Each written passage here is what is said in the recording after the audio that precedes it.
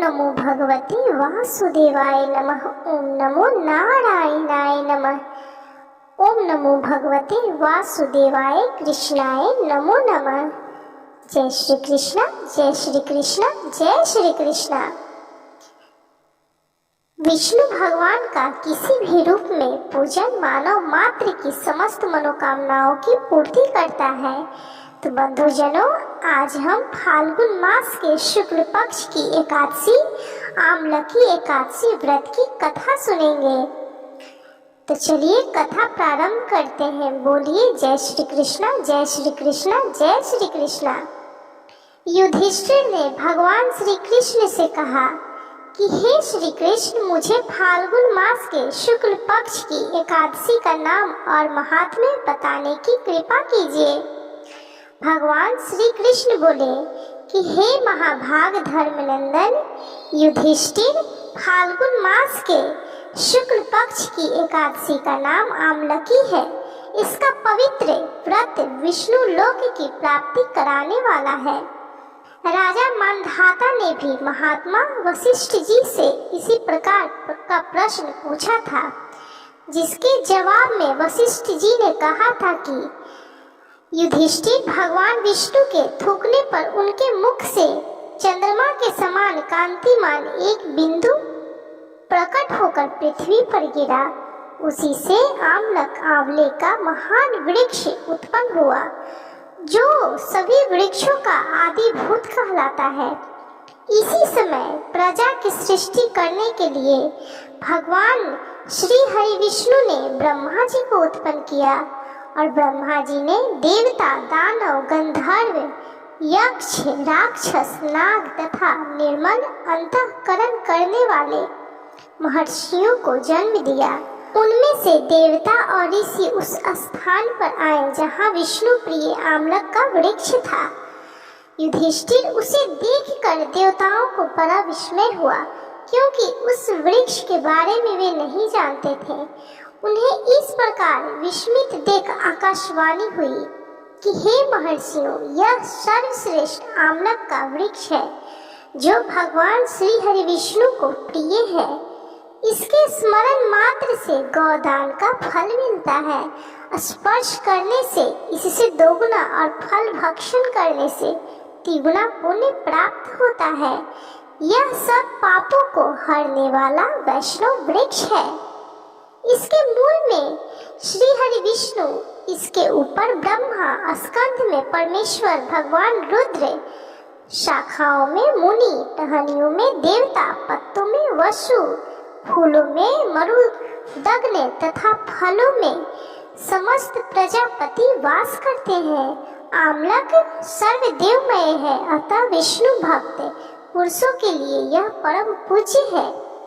इसलिए सदा प्रयत्न पूर्वक आमलक का सेवन करना चाहिए। ऋषि बोले, आप कौन हैं? देवता हैं या और कोई? हमें ठीक ठीक बतलाइए। पुनः आकाशवाणी हुई, जो संपूर्ण भूतों के कर्ता और समस्त भुवनों के सृष्टा है, जिन्हें विद्वान पुरुष भी कठिनता से देख पाते हैं। मैं वही सनातन विष्णु हूँ। देवाधिदेव भगवान श्री हरि विष्णु का यह कथन सुनकर वे ऋषिगण भगवान की स्तुति करने लगे। इससे भगवान श्री हरि विष्णु संतुष्ट हुए और बोले कि हे महर्षियों, तुम्हें कौन सा अभीष्ट वरदान दूं? ऋषि बोले कि हे भगवान, यदि आप संतुष्ट हैं तो हम लोगों के हित के लिए कोई ऐसा व्रत बतलाइए जो स्वर्ग और मोक्ष रूपी फल प्रदान करने वाला हो। श्री हरि विष्णु जी बोले कि हे महर्षियों, फाल्गुन मास के शुक्ल पक्ष में यदि पुष्य नक्षत्र से युक्त एकादशी हो तो वह महान पुण्य देने वाली और बड़े बड़े पातकों का नाश करने वाली होती है। इस दिन आंवले के वृक्ष के पास जाकर वहां रात्रि में जागरण करना चाहिए। इससे मनुष्य सब पापों से छूट जाता है और सहस्त्र गोदान का फल प्राप्त करता है। विप्रगण, यह व्रत सभी व्रतों में उत्तम है, जिसे मैंने तुम लोगों को बताया है। ऋषि बोले कि हे भगवान, इस व्रत की विधि बताइए। इसके देवता और मंत्र क्या है, पूजन कैसे करें, उस समय स्नान और दान कैसे किया जाता है। भगवान श्री हरि विष्णु ने कहा, द्विजवरो, इस एकादशी को व्रती प्रातःकाल दंत धावन करके यह संकल्प करे कि हे पुंडरीकाक्ष, हे अच्युत, मैं एकादशी को निराहार रहकर दूसरे दिन भोजन करूंगा। आप मुझे शरण में रखें। ऐसा नियम लेने के बाद पतित, चोर, पाखंडी, दुराचारी, गुरु पत्नीगामी तथा मर्यादा भंग करने वाले मनुष्यों से वह वार्तालाप न करे। अपने मन को वश में रखते हुए नदी में, पोखरे में, कुएं पर अथवा घर में ही स्नान करे। स्नान से पहले शरीर में मिट्टी लगाए। मृतिका लगाने का मंत्र, जब मिट्टी लगाए तो उस समय इस मंत्र को जरूर बोले। अश्वक्रांते रथिक्रांते विष्णुक्रांते वसुंधरे, मृत्तिके हर में पापम जन्म कोट्याम संजितम। अर्थात वसुंधरे तुम्हारे ऊपर अश्व और रथ चला करते हैं तथा वामन अवतार के समय भगवान श्री हरि विष्णु ने भी तुम्हें अपने पैरों से नापा था। हे मृत्तिके, मैंने करोड़ों जन्मों में जो पाप किए हैं, मेरे उन सब पापों को हर लो। उसके बाद स्नान का मंत्र करें। त्वं मातः सर्वभूतानां जीवनम ततो रक्षकम, सवेद ज्योत बीज जातिनाम रसानां पतये नमः। स्नातो अहम सर्वतीर्थेषु हृदय प्रस्त्रे वनेषु च, नदीषु देव खातेषु इदम स्नानम तु मे भवेत्। अर्थात जल की अधिष्ठात्री देवी माता, तुम संपूर्ण भूतों के लिए जीवन हो, वही जीवन जो स्वे दज और उद्भिज जाति के जीवों का भी रक्षक है। तुम रसों की स्वामिनी हो, तुम्हें नमस्कार है।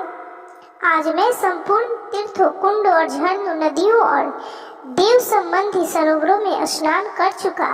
मेरा यह स्नान उक्त सभी स्नानों का फल देने वाला हो। विद्वान पुरुष को चाहिए कि वह परशुराम जी की सोने की प्रतिमा बनवाए। प्रतिमा अपनी शक्ति और धन के अनुसार 1 या आधे मासे स्वर्ण की होनी चाहिए। स्नान के पश्चात घर आकर पूजा और हवन करें। इसके बाद सब प्रकार की सामग्री लेकर आंवले के वृक्ष के पास जाएं। वहां वृक्ष के चारों ओर की जमीन झाड़ बुहार साफ सुथरा लीप पोत कर शुद्ध करें। शुद्ध की हुई भूमि में मंत्र पाठ पूर्वक जल से भरे हुए नवीन कलश की स्थापना करें। कलश में पंचरत्न और दिव्य गंध आदि छोड़ दें। श्वेत चंदन से उसका लेपन करें। उसके कंठ में फूल की माला पहनाएं। सब प्रकार के धूप की सुगंध फैलाएं। जलते हुए दीपकों की श्रेणी सजा कर रखें। तात्पर्य यह है कि सब ओर से सुंदर और मनोहर दृश्य उत्पन्न करें। पूजा के लिए नवीन छाता, जूता और वस्त्र भी मंगा कर रखें। कलश के ऊपर एक पात्र रखकर उसे श्रेष्ठ लाजो से भर दे। फिर उसके ऊपर परशुराम जी की मूर्ति स्थापित करें। विश्वकाय नमः कहकर उनके चरण की, विश्वरूपीने नमः से दोनों घुटनों की, उग्राय नमः से जांघों की, दामोदराय नमः से कटिभागे की, पद्मनाभाय नमः से उदर की, श्रीवत्सधारिणे नमः से वक्ष स्थल की, चक्रीने नमः से बाईं बांह की, गदीने नमः से दाहिनी बांह की, वैकुंठाय नमः से कंठ की, यज्ञ मुखाय नमः से मुख की, विशोक निधि नमः से नासिका की, वासुदेवाय नमः से नेत्रों की, वामनाय नमः से ललाट की, सर्वात्मने नमः से संपूर्ण अंगों तथा मस्तक की पूजा करें। यही पूजा के मंत्र है। तदंतर भक्ति युक्त चित्त से शुद्ध फल के द्वारा देवादिदेव परशुराम जी का अर्घ्य प्रदान करें। अर्घ्य का मंत्र इस प्रकार है। नमस्ते देव देवीश जामदगन्य नमस्तुते, गृहाणा धर्मिमं दता मामलक्या युतम हरे। अर्थात देव देवेश्वर जमदग्नि नंदन श्री विष्णु स्वरूप परशुराम जी, आपको नमस्कार है, आपको बारंबार नमस्कार है। आंवले के फल के साथ दिया हुआ मेरा यह अर्घ्य ग्रहण कीजिए, स्वीकार कीजिए। तदंतर भक्ति युक्त चित्त से जागरण करें। नृत्य, संगीत, वाद्य, धार्मिक उपाख्यान तथा श्री विष्णु संबंधी कथा वार्ता आदि के द्वारा वह रात्रि व्यतीत करें। उसके बाद भगवान श्री हरि विष्णु के नाम लेकर आमलक वृक्ष की परिक्रमा 108 या 28 बार करें। फिर सवेरा होने पर श्री हरि की आरती करें, ब्राह्मण की पूजा करें। उसके बाद वहाँ की सब सामग्री उसे निवेदित कर दें। परशुराम जी का कलश, 2 वस्त्र, जूता आदि सभी वस्तुएं दान कर दें और यह भावना करें कि परशुराम जी के स्वरूप में भगवान श्री हरि विष्णु मुझ पर प्रसन्न हो।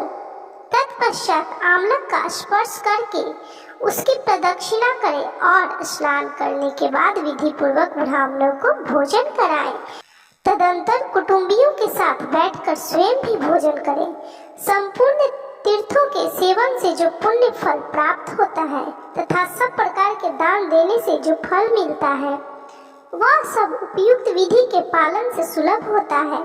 समस्त यज्ञों की अपेक्षा भी अधिक फल मिलता है, इसमें तनिक भी संदेह नहीं है। यह व्रत सब व्रतों में उत्तम है, जिसका मैंने तुमसे पूरा वर्णन किया है। वशिष्ठ जी कहते हैं कि हे महाराज, इतना कहकर देवेश्वर भगवान श्री हरि विष्णु वहीं अंतर ध्यान हो गए। तत्पश्चात उन समस्त महाऋषियों ने उक्त व्रत का पूर्ण रूप से पालन किया। नृप श्रेष्ठ, इसी प्रकार तुम्हें भी इस व्रत का अनुष्ठान करना चाहिए। भगवान श्री कृष्ण कहते हैं कि हे युधिष्ठिर, यह दुर्धर्ष व्रत मनुष्य को सब पापों से मुक्त करने वाला है। भगवान विष्णु की शक्ति हमारे सभी संकटों को काटती है। यह मनुष्य की ही नहीं, देवों की रक्षा में भी पूर्णतः समर्थ है। इसी शक्ति के बल से भगवान श्री हरि विष्णु ने मधुकैटभ नामक दैत्यों का संहार किया था। इसी शक्ति ने उत्पन्ना एकादशी बनकर मूल नामक महादैत्य का वध करके देवों को सुखी किया था। केवल एक बार आमलकी एकादशी का व्रत करने वाले बहेलियों को जन्म जन्मांतर तक भगवान श्री हरि विष्णु की कृपा प्राप्त हो रही है। तो बोलिए ओम नमो भगवते वासुदेवाय नमः, ओम नमो नारायणाय नमः। जय श्री कृष्णा, जय श्री कृष्णा, जय श्री कृष्णा। बंधुजनों, इस कथा को सुनने वाले, सुनाने वाले या जिसके द्वारा यह कथा कोई और भी सुने, उन सभी के घर परिवार को भगवान श्री हरि विष्णु सुख, शांति और समृद्धि प्रदान करें। उनकी हर मनोकामनाओं की पूर्ति करें। उनके घर में धन की वर्षा करें। माँ लक्ष्मी हमेशा विराजमान रहे। बंधुजनों, यह वीडियो आपको कैसी लगी कृपया कमेंट जरूर करें। यदि वीडियो अच्छी लगी हो तो कृपया लाइक, शेयर और सब्सक्राइब जरूर कर लें।